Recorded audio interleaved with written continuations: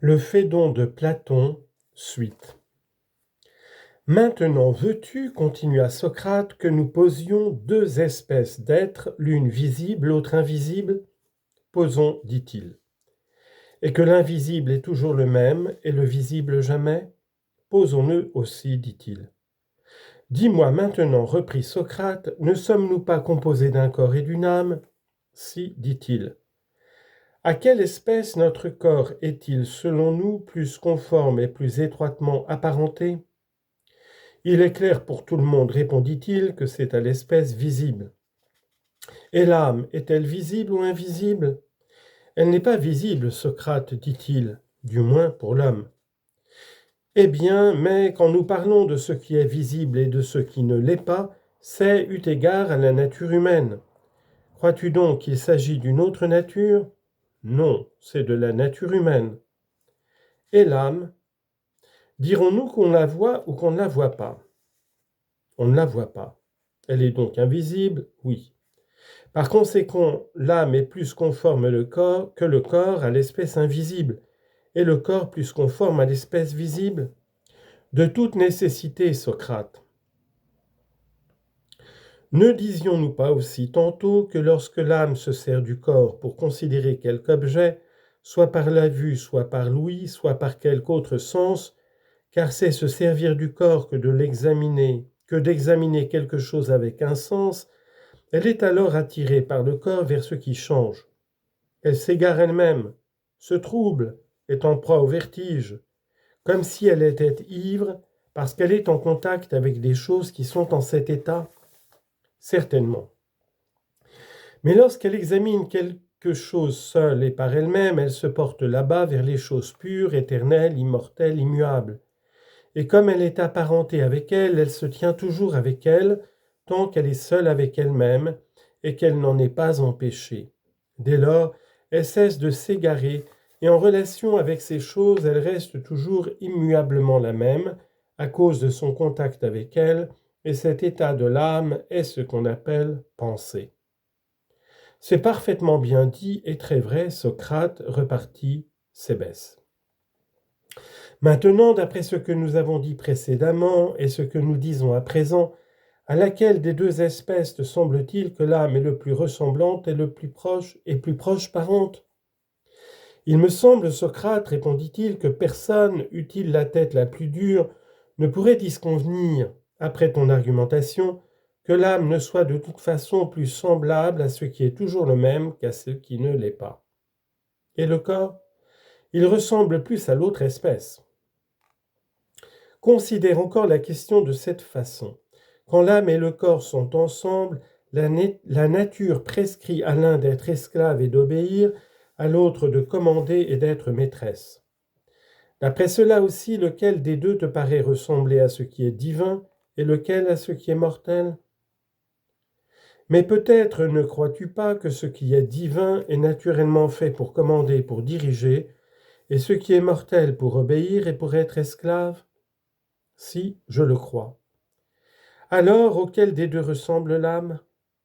Il est évident, Socrate, que l'âme ressemble à ce qui est divin et le corps à ce qui est mortel.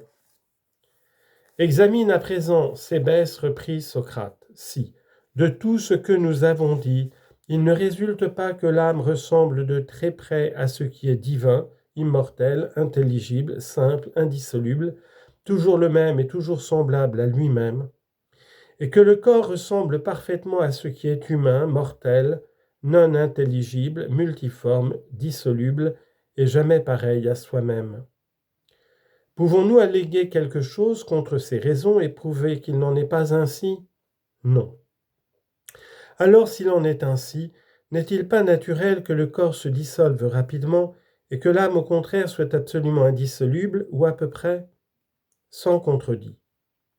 Or, tu peux observer, continua-t-il, que lorsque l'homme meurt, la partie de lui qui est visible, le corps, qui gît dans un lieu visible et que nous appelons cadavre, bien qu'il soit naturellement sujet à se dissoudre, à se désagréger et à s'évaporer, n'éprouve d'abord rien de tout cela et reste comme il est assez longtemps, très longtemps même, si l'on meurt, avec un corps en bon état, et dans une saison également favorable. car quand le corps est décharné et embaumé, comme on fait en Égypte, il demeure presque entier durant un temps infini. Et même quand il est pourri, certaines de ses parties, les os, les tendons et tout ce qui est du même genre sont néanmoins presque immortels. N'est-ce pas vrai? Si. Peut-on dès lors soutenir que l'âme qui s'en va dans un lieu qui est comme elle noble, pur, invisible, chez celui qui est vraiment l'invisible, auprès d'un Dieu sage et bon, lieu où tout à l'heure, s'il plaît à Dieu, mon âme doit se rendre aussi, que l'âme, dis-je, pourvue de telles qualités, d'une telle nature, se dissipe à tous les vents et périsse en sortant du corps, comme le disent la plupart des hommes?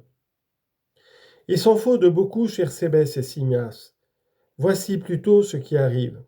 Si en quittant le corps, elle est pure et n'entraîne rien du corps avec elle, parce que pendant la vie, elle n'avait avec lui aucune communication volontaire, et qu'au contraire, elle le fuyait et se recueillait en elle-même par un continuel exercice. Et l'âme qui s'exerce ainsi ne fait pas autre chose que philosopher au vrai sens du mot et s'entraîner réellement à mourir aisément. Ou bien crois-tu que ce ne soit pas s'entraîner à la mort? C'est exactement cela. Si donc elle est en cet état, l'âme s'en va vers ce qui est semblable à elle, vers ce qui est invisible, divin, immortel et sage, et quand elle y est arrivée, elle est heureuse, délivrée de l'erreur et de la folie, des craintes, des amours sauvages et de tous les autres maux de l'humanité, et comme on le dit des initiés, elle passe véritablement avec les dieux le reste de son existence. Est-ce là ce que nous devons croire, Sébès, ou autre chose? C'est cela par Zeus, dit Sébès. Mais si je suppose, l'âme est souillée et impure en quittant le corps, parce qu'elle était toujours avec lui, prenait soin de lui, l'aimait et se laissait charmer par lui, par ses désirs, au point de croire qu'il n'y a rien de vrai que ce qui est corporel, ce qu'on peut toucher, voir, boire, manger, employer au plaisir de l'amour. Et si elle est habituée à haïr, à craindre et à éviter ce qui est obscur et invisible aux yeux, mais intelligible et saisissable à la philosophie, crois-tu qu'une âme en cet état sera seule en elle-même et sans mélange quand elle quittera le corps? Pas du tout, dit-il. Je crois au contraire qu'elle sera toute pénétrée d'éléments corporels qui ont cru avec elle par suite de son commerce et de sa communion avec le corps, dont elle ne se sépare jamais et dont elle prend grand soin.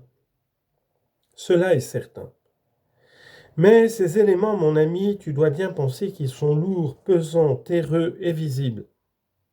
L'âme où il se trouve est alourdie et tirée en arrière vers le monde visible par la crainte de l'invisible et, comme on dit, de l'Hadès. Elle hante les monuments et les tombeaux, où l'on a même vu de ténébreux fantômes d'âmes pareils aux spectres de ces âmes qui n'étaient pas pures en quittant le corps et qu'on peut voir précisément parce qu'elles participent du visible. Cela est vraisemblable, Socrate. Oui, vraiment, Sébès, et il est vraisemblable aussi que ce ne sont pas les âmes des bons, mais celles des méchants, qui sont forcés d'errer dans ces lieux en punition de leur façon de vivre antérieure, qui était mauvaise. Et elles errent jusqu'au moment où leur amour de l'élément corporel auquel elles sont rivées les enchaîne de nouveau dans un corps. Et alors elles sont, comme il est naturel, emprisonnées dans des natures qui correspondent à la conduite qu'elles ont eue pendant la vie. Quelles sont ces natures dont tu parles, Socrate? Par exemple, ceux qui se sont abandonnés à la gloutonnerie, à la violence, à l'ivrognerie sans retenue, entrent naturellement dans des corps d'ânes et de bêtes analogues. Ne le crois-tu pas? C'est en effet tout à fait naturel. Et ceux qui ont choisi l'injustice, la tyrannie, la rapine, entrent dans des corps de loups, de faucons, de Milan. En quelle autre place, à notre avis, pourraient aller des âmes de cette nature? À coup sûr, dit Sébès, c'est dans ces corps-là qu'elles vont. Pour les autres aussi, reprit-il, il est facile de voir où chacun d'eux va, en accord avec ses propres habitudes. Oui, dit-il, comment serait-il autrement? Ceux d'entre eux qui sont les plus heureux et qui vont à la meilleure place sont ceux qui ont pratiqué la vertu civile et sociale, qu'on appelle tempérance et justice, et qui leur est venu par l'habitude et l'exercice sans philosophie ni intelligence. Comment sont-ils les plus heureux? Parce qu'il est naturel qu'ils reviennent dans une race sociale et douce, comme eux, comme celle des abeilles, des guêpes, des fourmis, ou qu'ils rentrent dans la même race, la race humaine, où ils engendrent d'honnêtes gens. C'est naturel.